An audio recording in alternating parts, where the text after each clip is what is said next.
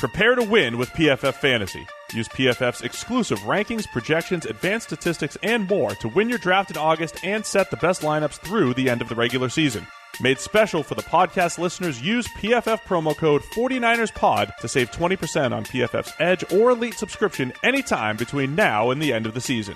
Go to PFF.com to sign up today.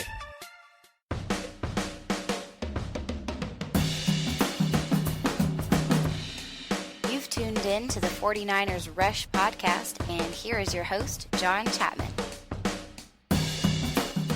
Welcome to another episode of the 49ers Rush podcast. I am your host, John Chapman, and we are just grinding through training camp. We now have 7 complete days, and 7 seems to be the magic number because we are exactly 7 days away from our very first preseason game against the ever-hated Dallas Cowboys. I know it's preseason, but I am so pumped about this. A lot of news. You know, the 49ers, they've made 6 transactions just since our last 49ers Rush podcast episode 2 days ago. So very, very busy on and off the field. We're going to be going through injury updates, those transactions, who's been let go, who's been added into it, plus quarterbacks reports, how have they been doing over the past 2 days, just going through basically the entire team. What are the things that we are seeing that's going to set us apart?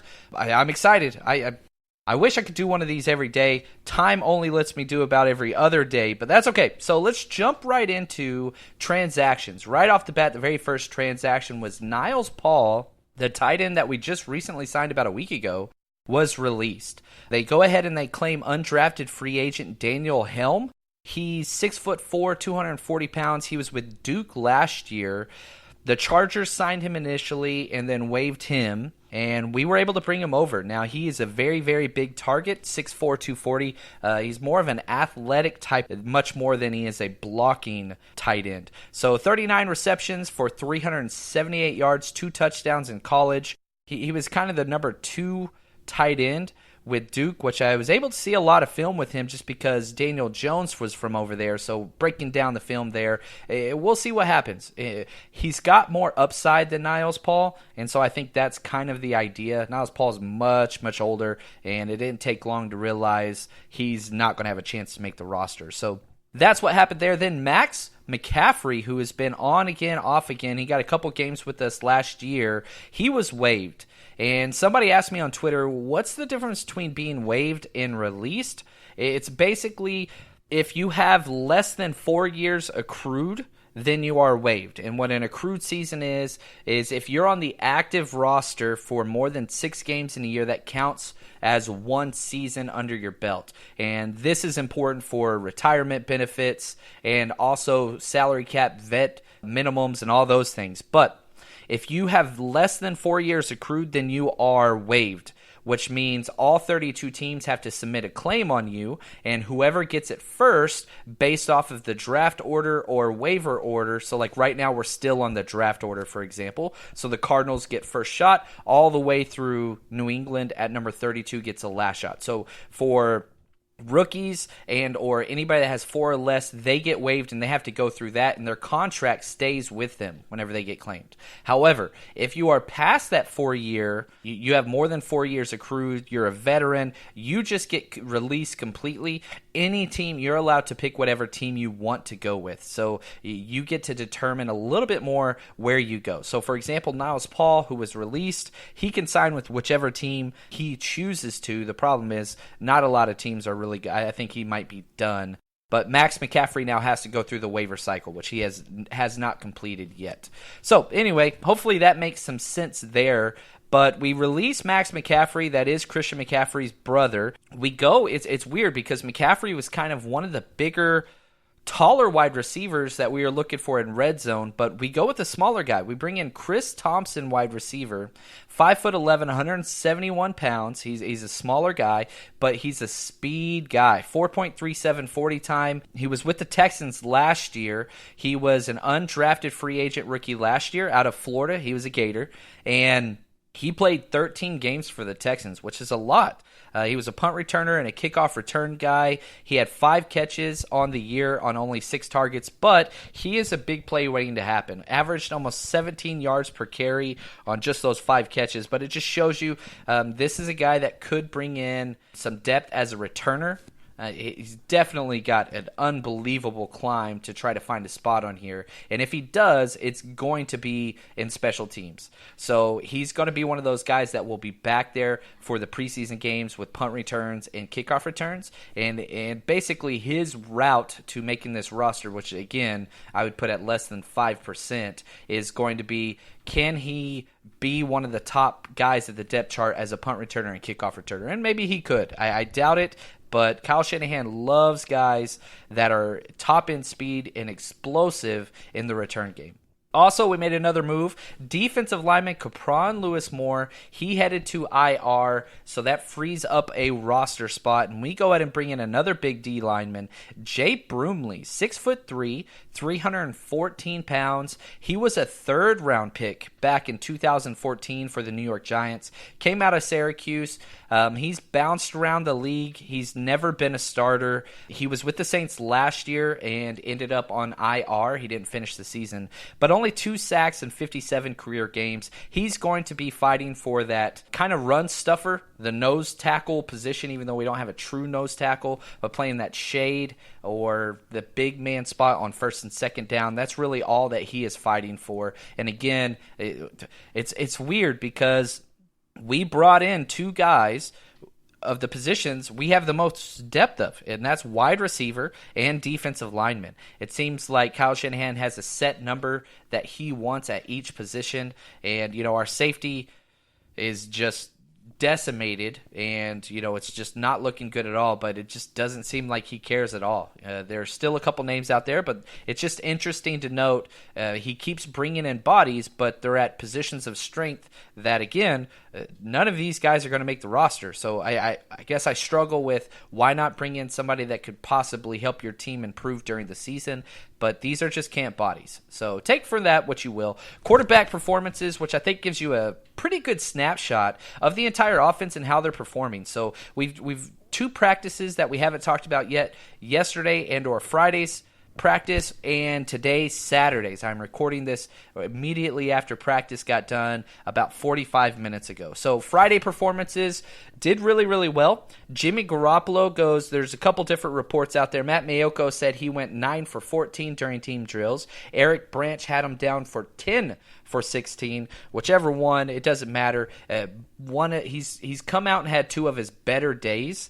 On Friday and Saturday. Nick Mullins on Friday went 5 for 10, and CJ Beathard 10 for 12. Now, and you can hear in those numbers, it's starting to be interesting. Kyle Shanahan said right off the bat that, we're going to just back and forth flip-flop our quarterback too. Well, that wasn't the case for the first 4 to 5 days of practice, but the last 2 days that has been the case. CJ has gotten much more snaps the last 2 days, and he is making it, he's doing well. I really think this is Mullins' job still, but, the last 2 days, CJ Beathard goes 10 for 12 and 6 for 7. So, and Mullins saw his least amount of snaps that we have seen him get all training camp on Saturday. So, let's go through Saturday's practice. Quarterbacks, Jimmy Garoppolo goes 7 for 12. He had 2 touchdown passes, 2 big touchdowns. One of them was a huge catch to Kittle, touchdown to Kittle for about 20 yards, and another one was a 50-yard bomb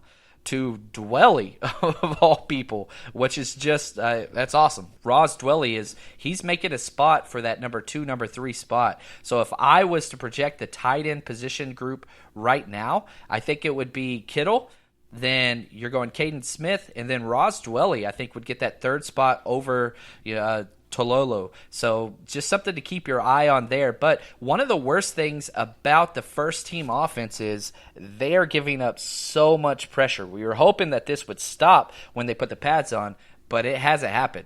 Garoppolo would have been sacked 5 times today. And I say would have because obviously you cannot touch the starting quarterback or any quarterback during training camp, but the pressure up front is just unbelievable. Everybody is struggling big time, and it's causing a lot of ruckus in the run game and the passing game. Now, I will say this, Jimmy Garoppolo almost threw his first interception of the entire training camp as far as team goes today, but Jaquiski Tartt dropped the interception. It would have been Jimmy's first, but that's what it is. Nick Mullins, fewest snaps, went 1 for 4 today and received 1 sack. It's interesting the way it's going to shake out here. And CJ, he's a practicer. It's just what he does. He goes 6 for 7 with 1 touchdown and allowed 1 sack as well.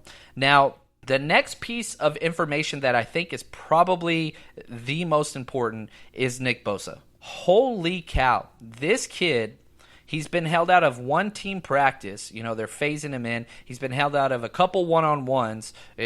No health issues at all during camp. They're just slowly bringing him in. However, every time he has played in team, you know, we're in 7 practices. He's gotten at least 1 sack every single practice of training camp and multiple sacks 3 times. He's as advertised, and he beat McGlinchey for a sack today on the very first play of team, and he beat Joe Staley later on in another day. So he's doing it against the best. It's not like he's going against, you know, the backup guys. Yes, he did get a sack versus Sean Coleman on the first play of team, but again, he goes back and he beats one of the other top guys. And another interesting note is Joe Staley and Nick Bosa seem to be forming a very, very close bond. Friday after practice, both of the players stayed after and basically just had like a mini conference / run through what's working, what's not, and congratulating each other for about 15 minutes after practice. It was just them two. It seems like Joe Staley's kind of taking him under his wing, and that is the best case scenario because, you know, you could talk about Jimmy Garoppolo, that's great. Joe Staley is the leader of this entire team. Like, he is the captain. And I don't think it's close. I think it would go Joe Staley, then I think it would go Jimmy Garoppolo, and then third tier would be DeForest Buckner and Richard Sherman. I don't think Buckner's as outspoken, but everybody kind of looks to him and his leadership. But Joe Staley's the guy. If you could only have one captain, it would be him, and then number 2 would be Joe Staley. So for him to start to work with, you know, our number 2 overall pick, Nick Bosa, and Nick Bosa having so much early success, our defense is looking stout. Very, very excited about this. Now, let's just go over some injury updates and kind of who was held out. We had a couple players set out with some vet days. Joe Staley got a vet day on Saturday. Richard Sherman also got a vet day on Saturday. Now, the biggest injury that's the most concerning, Ahkello Witherspoon, his glute injury sat out both Friday and Saturday. It seems minor, but you don't want him. This has been his MO. As soon as contact happens, he's no longer available. Now, the glute injury I don't think was because of contact, but it's always been something. Health has been a factor in all 3 years. You know, he's in his 3rd year now. He's got to stay healthy. And because he's been out, guess who's taking starting snaps at that cornerback position opposite Sherman? Yep, Jason Verrett. And he has looked amazing. So it's one of those things, you know, we can go back to the Alex Smith concussion back in the Harbaugh days. Alex Smith was playing amazing football. He gets a concussion, Kaepernick comes in and plays perhaps some of the best quarterback play in the entire NFL that year, and Smith never got his job back. You hate to lose a starting spot due to injury, but if the new guy comes in and balls out, what do you do? So something to keep an eye on there. D Ford, he did sit out Friday and Saturday's practice. He just didn't practice. He said if it was during the season, he'd go 100%, but just being precautious there, especially whenever we have so many guys in our D-line. Don't need to rush it. DeForest Buckner did conditioning on Friday and Saturday, but again, he did not suit up and do team drills. Now, and this is interesting too, you know, D Ford and DeForest Buckner are out, but our defense is still getting 5 sacks against the number 1 offense. that's a dramatic change from what we have seen here in the past 5 years as 49ers fans. It's just totally different. So the amount of pressure that's being generated all across the board is just absolutely impressive. And, of course, Jeff Wilson, his calf, he's going to be out for several weeks. Now, before I go through some more individual stock up, stock down players, kind of what's happened over the last 2 days, I want to say thanks to Manscaped again. A lot of you guys, man, the 49ers Rush podcast, you guys answered strong. We did a giveaway, which that has already been awarded and sent out. And just want to say to the 49er King, thank you for participating in that. But Manscaped, just want to say thanks for sponsoring this podcast. They are the number one in men's below-the-belt grooming. Manscaped offers precision engineering tools for the family jewels, and you want those to be nice and clean. All you got to do is head to manscaped.com, use the promo code 49ersRush, no spaces, one word, 49ERS-RUSH. All together, get 20% off and free shipping with the code. And you also get an additional travel bag, which is very, very nice. I use mine now all the time. And all you got to do is use that code. So if you buy one of the kits, that is there. Head over there. That supports the podcast big time. And just want to say thanks to those guys. Again, 49ers Rush. It was pretty cool. I put it on the last episode and I tweeted it out. Several of you guys have head over there and already used that. And I promise you this, you're going to be very, very happy. So support the podcast. Head over there, Manscaped. Look good, feel good, and support the podcast. It's all good things. Now, back to the 49ers. Matt Barrows, who's one of my absolute favorites, he was on 49ers Live on Friday, and he had a couple mentions that I thought were interesting. He talked about Julian Taylor and just how he has looked consistently good. We really like Julian Taylor. The front office does, the coaching staff does, because his ceiling is very, very high. He's like a poor man's DeForest Buckner with his size and power and speed. He can play all over the defensive line, and he is just one of those guys that no matter what gets so much push against the offensive line. He is in the backfield. Now, he's not as elusive, and he doesn't break free as much as like a Solomon Thomas or DeForest Buckner, but every single play, whether it's in one-on-ones, inside, team, he is living in the offense's backfield, which is great. He also mentioned, Matt Barrows, Tyler Mayfield, tight end from Wyoming, who's been a backup fullback and kind of really good at special teams. He's a dark horse to make the roster as a special team specialist just because, again, versatility. You have that, then Kyle Shanahan loves you. I talked a little bit about Jason Verrett, but I want to get into some more specifics. In today's practice during Saturday, he was the only defensive back to win multiple reps in 1-versus-1s. The wide receivers just took the defense to the woodshed today in 1-on-1s and 7-on-7, except for Jason Verrett. He just doesn't give up space. And, you talk about guys like Marquise Goodwin, who's probably the fastest player in the NFL. He is just blowing past people, and our safety play has just been horrendous, and he keeps getting behind the defense, except for when Jason Verrett's on him. He stays with him stride for stride and just looks absolutely incredible. If we go back to Friday's practice, Ahkello Witherspoon goes down with his glute injury. So Jason Verrett steps in automatically. The second play, he gets a pass breakup and team against Goodwin, and just I don't know if he's going to give up that spot. I really, really don't. I think both will get meaningful snaps, Witherspoon and Verrett, but man, if I'm a betting person, which I am, I would bet on Jason Verrett starting the first snap on defense for the 49ers come week 1. He's been great. Also on the other side of the ball, Dante Pettis. He's won every single rep in camp. One-on-ones. There's just so much separation on every route. He beat Sherman deep for a touchdown on one-on-ones on Friday. He is just balling out. And finally, we're getting some more good news about Deebo Samuel, our second-round pick out of South Carolina.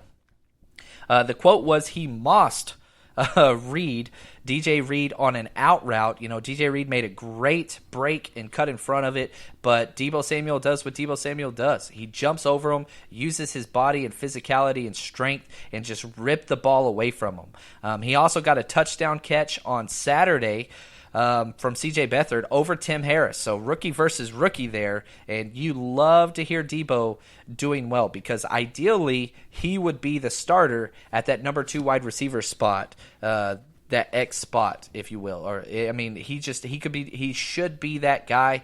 It does take rookie wide receivers a while to get involved in the offense, but if Kyle Shanahan had it his way, the first 3 wide receivers to jog out there for the first play of the 49ers game, week 1, it would be Pettis, it would be Debo, and it'd be Marquise Goodwin. Those would be the 3 guys out there. And then if it got into short yardage, Goodwin would go out, Trent Taylor would come in. If you got into the red zone, then you'd be taking out you could take out Pettis. I don't know if you're going to keep him out there or not, but you put Kendrick Bourne in there, who has just been dominating out there.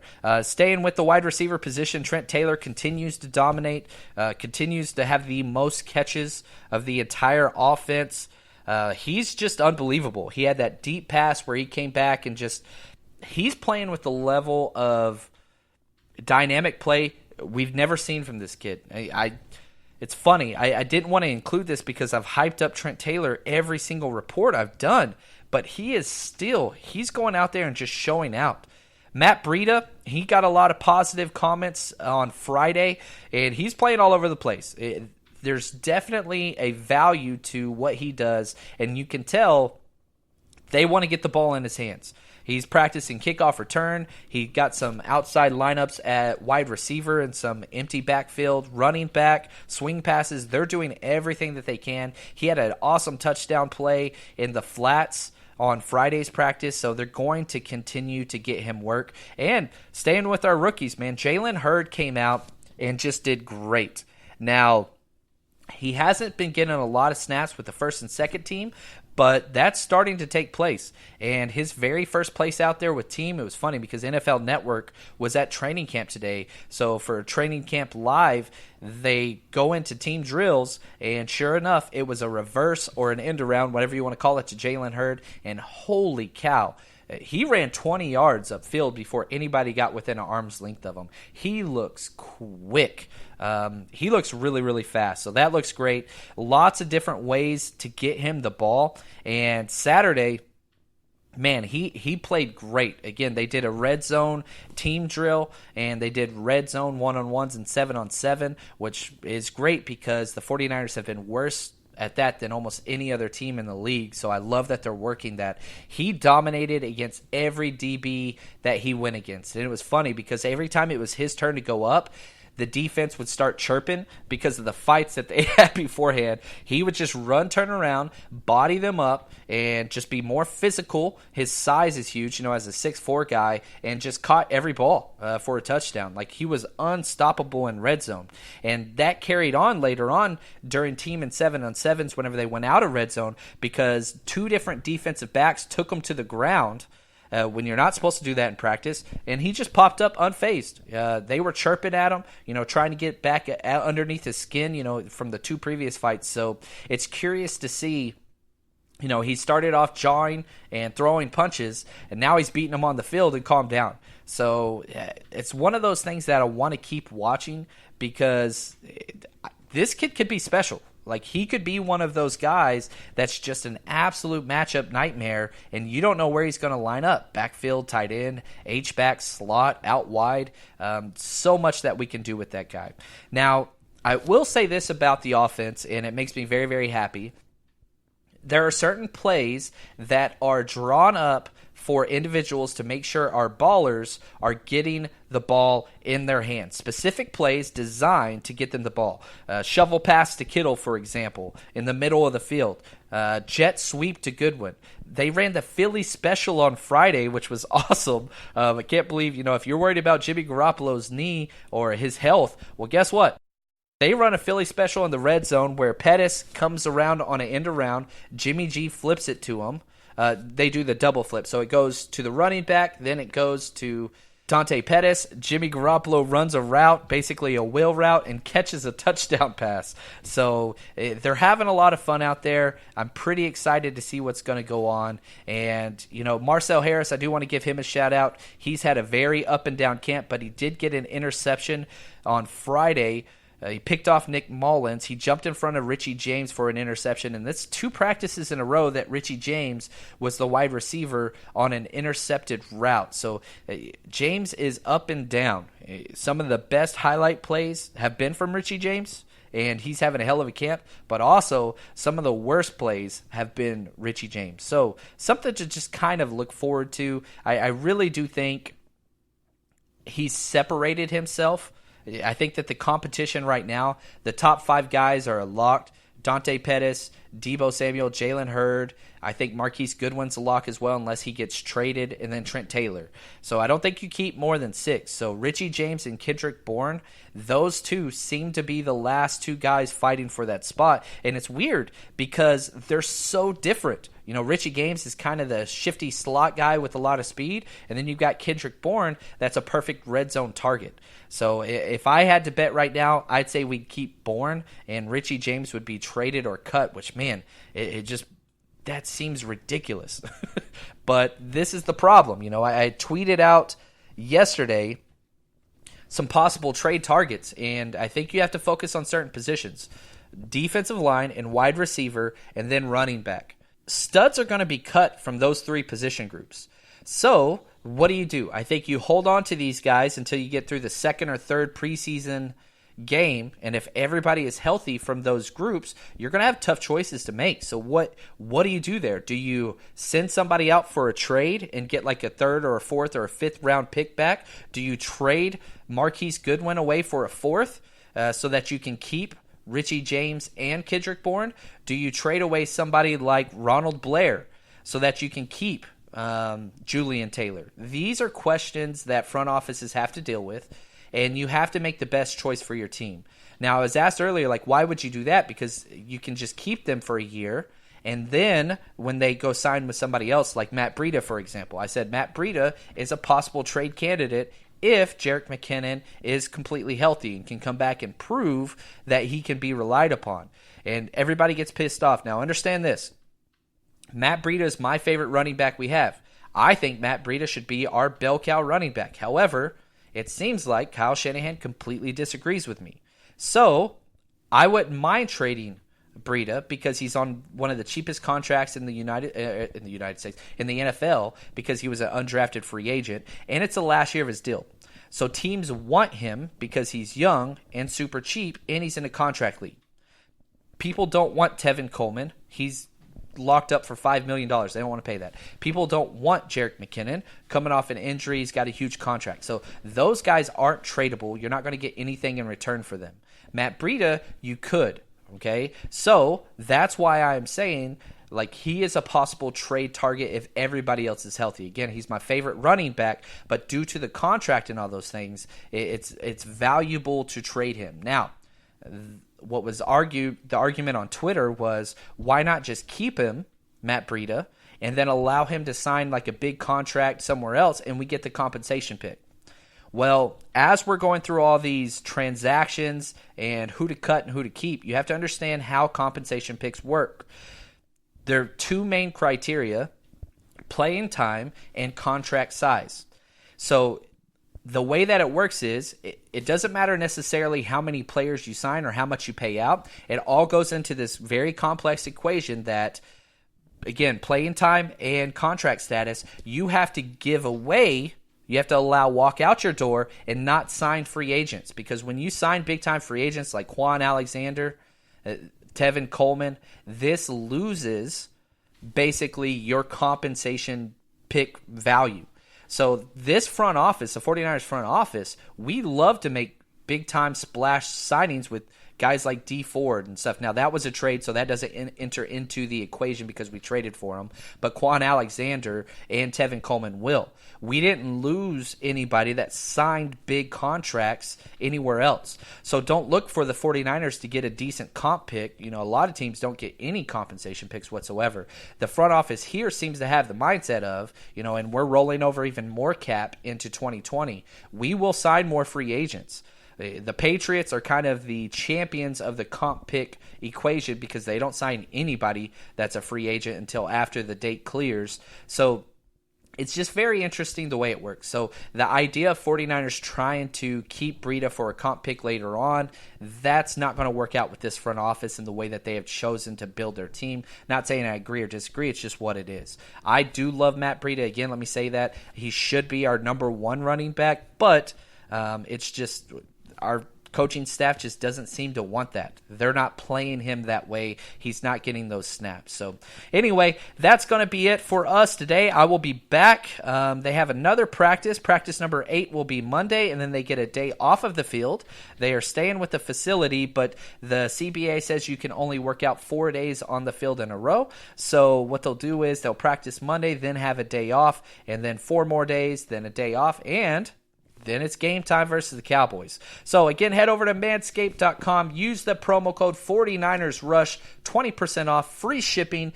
And if you buy one of the kits, you get a free tote bag, which is legit. Thank you guys for listening. We'll talk to you soon.